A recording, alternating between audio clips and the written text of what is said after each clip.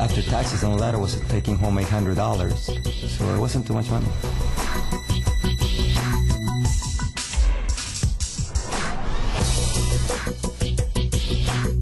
Well, I used to be a dental hygienist up in Canada, and I hated that job. You know, I cleaning other people's dirty teeth all day.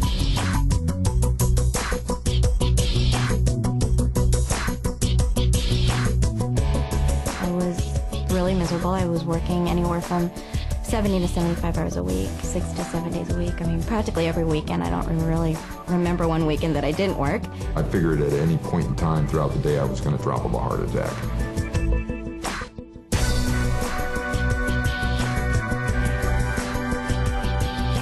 I couldn't just quit what I was doing and stay home with my son as I wanted to.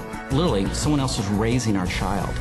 And, you know, it wasn't with our principles and our morals, and, you know, that's no way to raise children.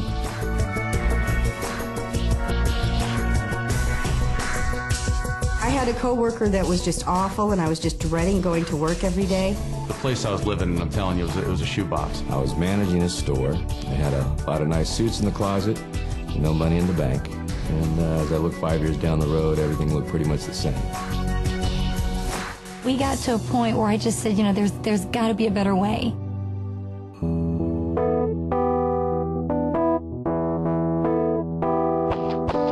My dad was actually a house painter, still is, and he's been doing it for 30 years.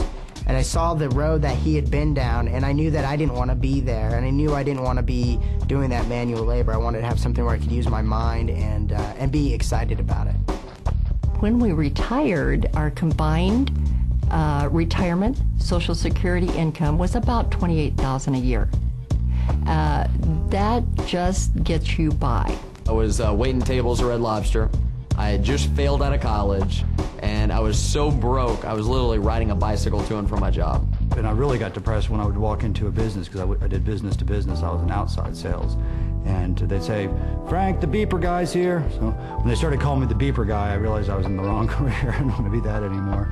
But you'd have to get all excited about it, and I wasn't excited about it. I was a wholesale furniture agent, which was great money, and but like I said, if I stopped selling, there was no income coming in. So essentially I was chained to the business. I had gone to law school, but for years I'd been a musician, and I thought, you know, you can always be a lawyer, I want to be a rock and roll star. But the music business is nuts, it goes up and down. If I couldn't find a new tour, I'd be bartending and waiting tables and hoping that nobody would recognize me. Corporate America consisted of 60 to 70-hour work weeks, training executive management to do a job that I was doing, getting underpaid. And as the company grew, I became more valuable, so it was a double-edged sword. The better I was at what I did, the more responsibility that was thrown on me, and there's only one me, and I was doing the job of 3 or 4 people. And it wasn't recognized. It was taken for granted. And that took a toll on my life. I didn't have a life. We had a great team going. I was building homes and she was selling homes. The problem was I was building them during the day, and there was many times that she was out trying to sell, close a deal at night, so our paths very seldom crossed. I'd always planned on being successful and, you know, and having to be able to retire. I always thought about that, but it didn't happen that way. I never have known anything else. I mean, I've never known any other type of options other than going to work and getting a paycheck in my other jobs. And when I came in here, I was blown away.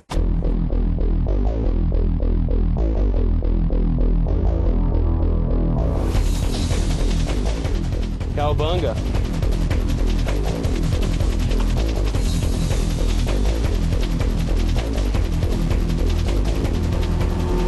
Big houses, great cars. You know, for me, it's shoes. Today was Anthony's very first field trip, and I was there. If I wanted my boys to look very nice, I don't have to check the tag of the price, get my clothes, put in the cart. We're changing lives. We're making a difference in the world. We're making a difference in the world. We're doing good in the marketplace, and that's everything.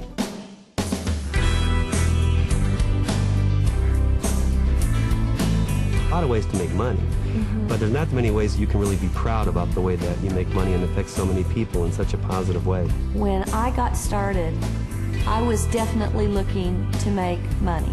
There's no question. I was not looking to change the world. I was looking to change my bank account. You know, my first 3 days in the company, I earned about $300, mainly from retail. It was really exciting. It validated that you could actually make money. I remember my very first month I made $1,000, and that was a lot of money. About a year and a half into the business, still part-time was making $2,500 a month. First month, $2,100. 21. On average, we make anywhere between $1,500 to $2,500 in profit a month. In the first month, I made $300.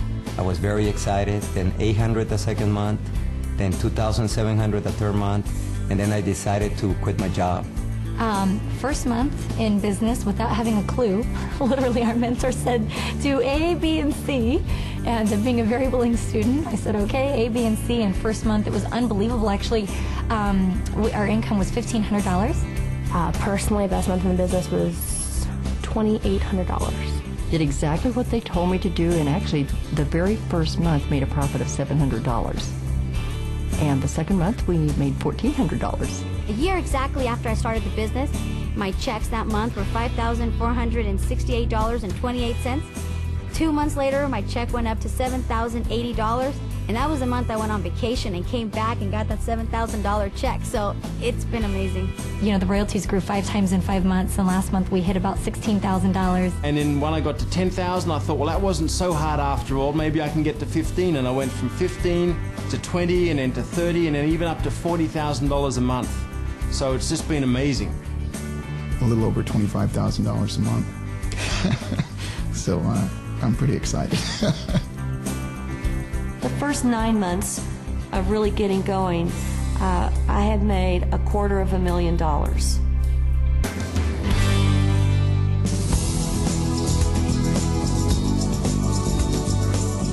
Everything already is really in place. We teach people exactly what to do, step by step. So it's not like traditional business where you're going to have to come up with the marketing plan, you're going to have to come up with the product line, you're going to have to figure out the manufacturing. None of that. It's literally, here's step number 1, here's step number 2, here's step number 3. So all you have to do is plug into the very extensive training program, start taking the first steps, which once you take the first step, that makes the next step easier. This is the perfect time and the right places and the right company. There's still people that say, you know, that's just too good to be true, but it's true. You know, I don't know what else to tell you.